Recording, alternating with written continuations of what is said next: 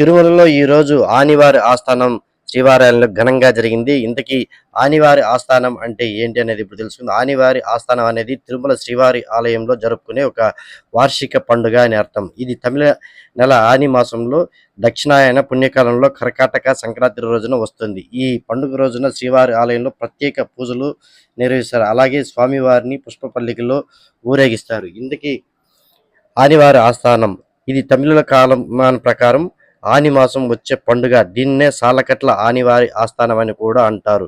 పండుగ యొక్క ప్రాముఖ్యత మనం ఒకసారి చూసుకుంటే, ఈ పండుగ తిరుమల తిరుపతి దేవస్థానానికి కొత్త ఆర్థిక సంవత్సరం ప్రారంభాన్ని సూచిస్తుంది.